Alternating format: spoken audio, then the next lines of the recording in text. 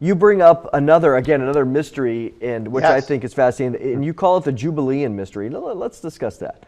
Yeah, this is one that can actually, when you put it all together, which I do in the book and more in it with the DVDs, but it may even enable us to see events that are going to happen. Since the book came out, 3 more events happened exactly according to this mystery. So the thing is this, the Jubilee mystery, it's the Jubilee. Every 50 years, God gives to Israel a year of restoration. If you lost your land, you get it back. And so there's no people who have lost their land more than the Jewish people. The amazing thing is when God resurrected Israel, he did it according to the mystery of the Jubilee, this 50-year period. I won't go into the detail. I actually opened some of this up in the Oracle, but that for 1867 is a year that actually the land is released where Jewish people can start redeeming the land. And there's more that happens. Well, go 50 years later, takes you to 1917. Anything happened? Jubilee? 1917, the Balfour Declaration, the United Kingdom issues that, giving the land back to Israel, the next restoration. And the Turks flee the land on that same year, 1917. But they never got Jerusalem. Go 50 years later, it takes you to the year 1967, the next Jubilee. Anything happen? Six-Day War happens, and Jerusalem is restored, the next Jubilee, in the year of Jubilee.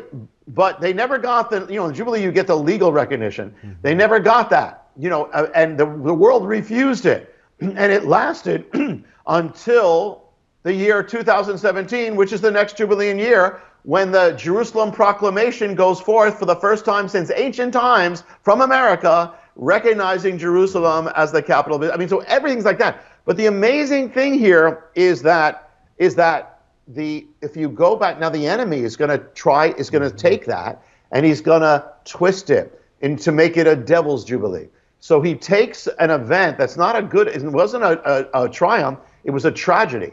It was called as you alluded to, it is called the Yom Kippur War. The Yom Kippur War it looked like Israel was going to be destroyed. In fact, the prime minister of Israel almost committed suicide.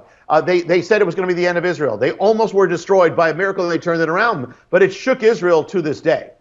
And so the amazing thing is that what happens if the enemy took this calamity, Yom Kippur War, and he did the Jubilee of it? Yom Kippur War was 1973. That now is going to point you to the year 2023. The Yom Kippur War happened in October. So this is going to happen in October. And this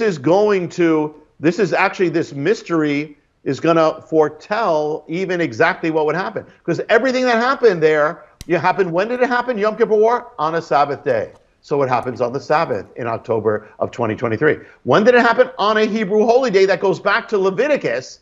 Well, so in 2023, what happened? It happened on a Hebrew holy day that went back to Leviticus. I mean, everything. So Yom Kippur War, first Saturday of October, 1973.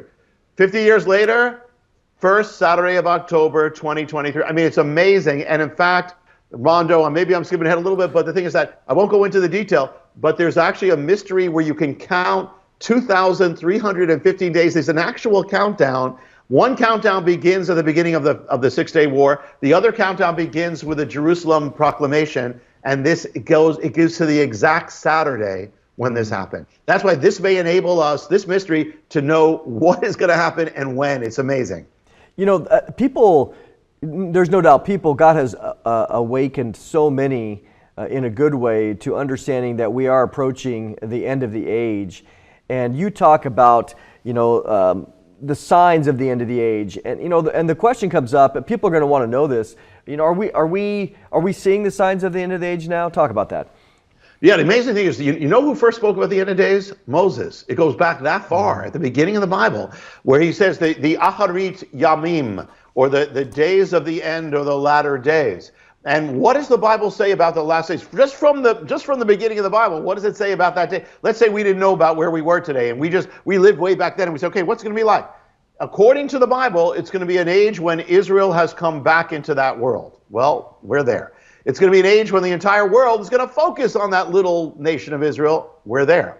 It's going to be an age when the controversy of the world is going to be Israel, and it's an age when Israel is going to be attacked Well, it is. We're here. It's going to be age characterized by adversity, the same root that is linked to the enemy. The dragon is going to rage in that time. It's going to be a time of falling away. And so it's all there. Every single thing is happening now. So, yeah, we're there. We're absolutely there. Interesting. You talk about the colors of the apocalypse. What is that? Yeah, the Bible gives colors of the apocalypse where it talks about where the horsemen, the four horsemen of the apocalypse, the four horses, and one is white, one is red, one is black, and one is green. The pale one is actually, the Greek word is green. The amazing thing is, all this hatred for Israel was done in the name of a flag. It was the flag of Palestine, which is against Israel. It's the enemy. And the thing is and what are the colors?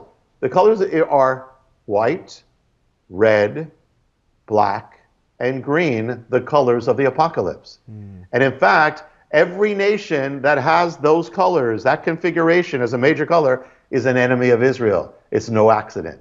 It's all linked to the end.